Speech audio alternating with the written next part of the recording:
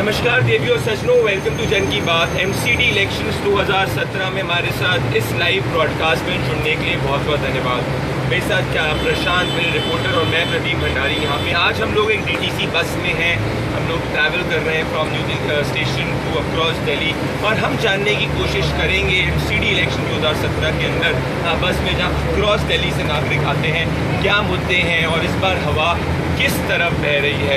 आइए हम बातचीत करते हैं बस के पैसेंजर से। कल हमने आपको बलसवा लैंडफिल की एक एक्सक्लूसिव लाइव वीडियो दिखाई जिसके तहत पता चला था कि जो लैंडफिल है जिसके कारण जो रियल गार्बेज डंप है, how MCD is responsible for it. Till our broadcast till now we've got to know कि Bharatiya Janata party emerge is very strong still and the UP effect is prevailing in Delhi despite some good work done by Arvind Kejriwal led आम आदमी party. तो आइए बातचीत करते हैं हम जनता से। यहाँ पे हमारे साथ जुड़ रहे हैं बस के कंडक्टर साहब।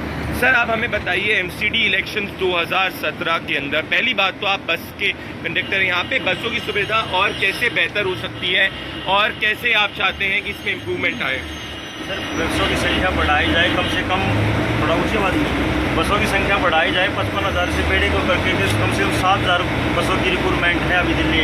हाँ, तो ये मैं पूछा था कि बसों की अभी तक एक से ज़्यादा 2 बसों से ज़्यादा ऐड नहीं की गई है दिल्ली सरकार ने। तो आपको क्या लगता है कि बसों की रिक्वायरमेंट बहुत बढ़नी चाहिए? जैसा बसों की रिक्वायरमेंट बढ़नी चाहिए और स्टाफ की भी पॉसिबिलिटी बढ़नी चाहिए।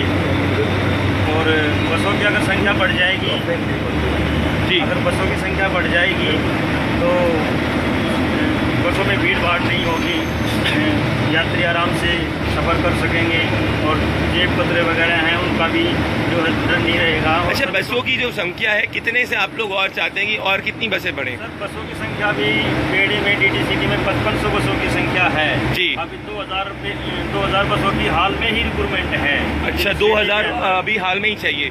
तो अभी दिल्ली सरकार ने इसको नहीं आगे आवंटित नहीं किया है? नहीं, अभी कलेक्टर बसेस लेके आई हैं लेकिन DTC को बढ़ावा भी कम मिल रहा है। अच्छा, क्लस्टर और DTC में क्या फ़र्क आ जाता है? थोड़े दर्शकों को समझाएंगे अगर आप। हाँ सर, थोड़ा फ़र्क होता है इसमें। थोड़ा सा गवर्नमेंट की पॉलिसी और गवर्नमेंट की स्कीमों को ध्यान रखते हुए यात्री को सुविधा दी जा रही है। अच्छा, और वो एक AMC कंपनी है।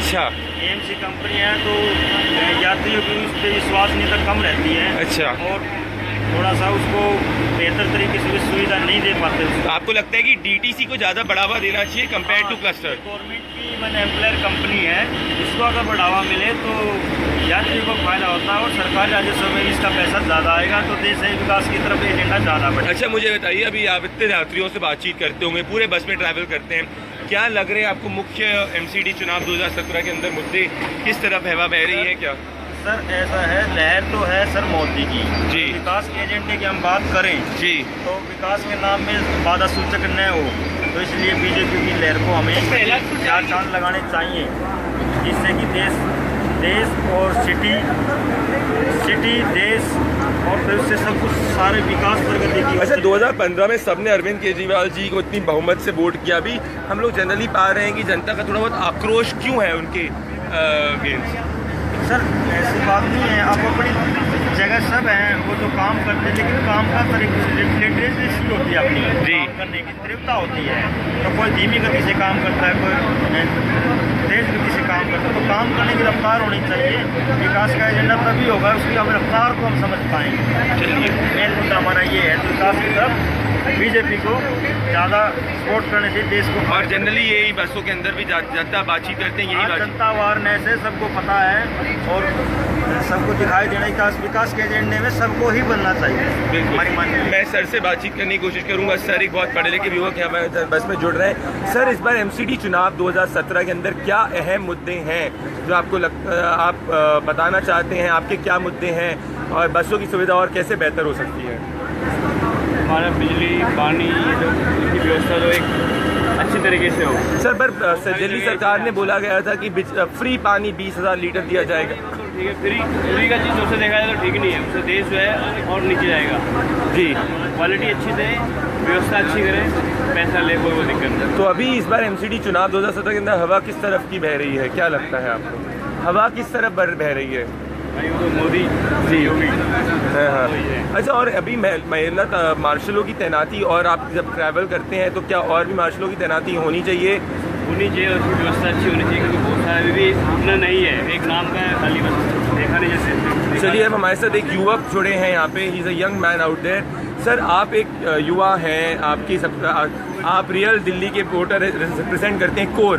क्या है एमसीडी चुनाव 2017 के अंदर मेन मुद्दे आपको इस बार जो आप चाहते हैं कि पार्टियां एड्रेस करें, और इस बार कौन सी पार्टी की तरफ ज़्यादा आपके फ्रेंड सर्कल में अक्रॉस बातचीत चल रही है? जी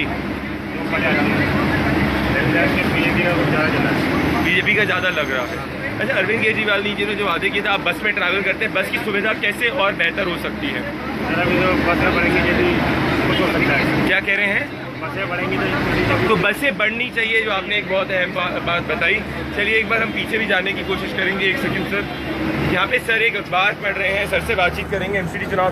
सर आप अखबार पढ़ रहे हैं और आज अखबार की एक हेडलाइन भी थी कि किस तरीके से अरविंद केजरीवाल जी और आम आदमी पार्टी जो अवैध कॉलोनियाँ हैं उनको वैध करने के लिए एक निर्देश लाने वाली है। इसके पहले हाउस टैक्स को हटाने की उन्होंने बात की थी। तो मैं ये पूछना चाहूँगा कि आज चुनाव में सिर्फ 7 से 8 दिन ही बचे हैं, इस पूरे संदर्भ में किस पार्टी की तरफ ज़्यादा विश्वास होगा? आप क्या आप इसमें अपनी प्रतिक्रिया देना चाहेंगे? आप इस एमसीडी चुनाव 2017 में अपनी क्या प्रतिक्रिया देना चाहेंगे? इसके वक्त कौन सा पार्टी वाला? जी कौन सा पार्टी वाले बोल रहे हैं? आपको क्या लगता है, भारतीय जनता पार्टी, आम आदमी पार्टी, कौन सी तरफ? ठीक है, जो दिल्ली में वादा किया वो पूरा अभी तक किए नहीं है। जी अच्छा, जो के वादे किए गए थे वो पूरे नहीं हो पाए। जी बिल्कुल। तो पॉकेट मारी एक बात बोला तो मोबाइल दोनों निकलते जी, कंडक्टर साहब क्या जाएंगे? जी बताइए सर। एक्चुअली बात यह है, होम गार्ड का होना गाड़ी में वो पॉसिबिलिटी की बात नहीं, उसको अट्रैक्टिव रहना पॉसिबिलिटी की बात है। उसको अट्रैक्टिव रहना, हाँ। निगरानी में रहना। बिल्कुल बिल्कुल। हाँ, उसको अगर वो एक्टिव रहेगा तभी कुछ ऐसा तो होता है। एक्टिव इतना नहीं हो पाते होंगे जो आप ये कहने बता रहे हैं कि और एक्टिव होना चाहिए। हाँ, उनको एक्टिव होना चाहिए और सीट से खड़े होके आगे गेट से और पीछे सारी निगरानी पूरी गाड़ियों की चौकसी होनी चाहिए, तभी ऐसा पॉसिबिलिटी हो सकती है। वरना गाड़ी में आप मार्शल लगा लो, कुछ और लगा लो, ऐसा कुछ नहीं। बिल्कुल बिल्कुल। हम पीछे युवा है उनसे बातचीत करने की कोशिश करेंगे। भैया आप क्या चाहते हैं कि बस का सफ़र और कैसे बेहतर हो सके? आपका सफ़र और कैसे बेहतर हो सकता है? जी इससे बढ़िया हो सकता है। हाँ, कैसे, क्या चाहते हैं सरकार से आप?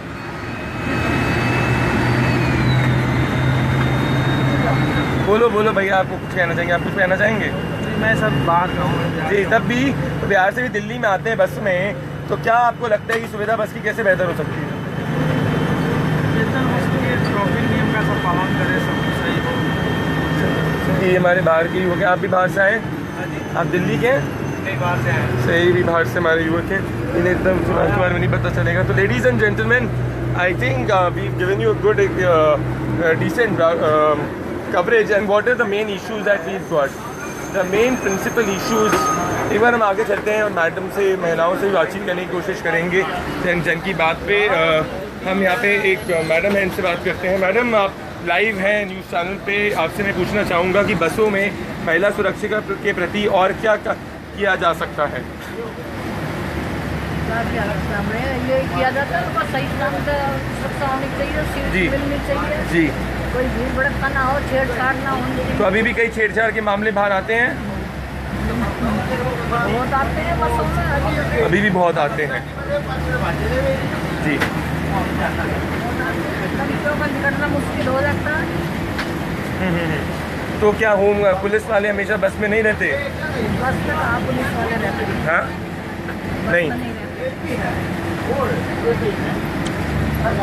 So ladies and gentlemen, what we basically got here is that there are a lot of issues that these people have raised. Again, here also if we spoke to the conductor who keeps on meeting a lot of individuals out there and people across Delhi who travel from end to end. Definitely they have more they say that Bharatiya Janata Party is strong and there are certain things which they want as improvement in buses. Definitely there have been marshals which have been introduced in the buses, but they want more active home guards to take place. They want that जब peak समय रहता है आपका 10 बजे से, तब आपके home guard और मार्शल की तैनाती चाहिए।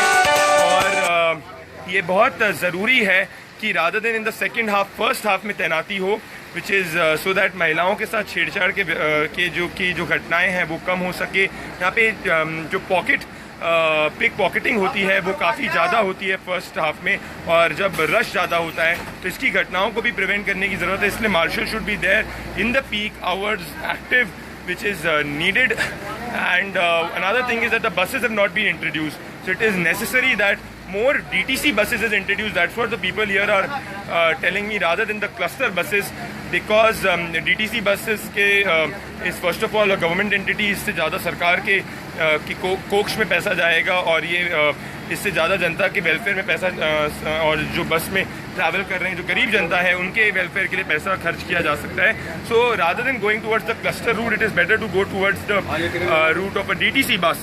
And increasing the DTC buses, there is a requirement of at least more than 2,000 DTC buses out there. So this is another point which is something which is flagged. So हमारे साथ जंग की बात पे इन मुद्दों को जिन आज हमने रेज किया, हमारे साथ जुड़ने के लिए बहुत बहुत धन्यवाद, शुक्रिया।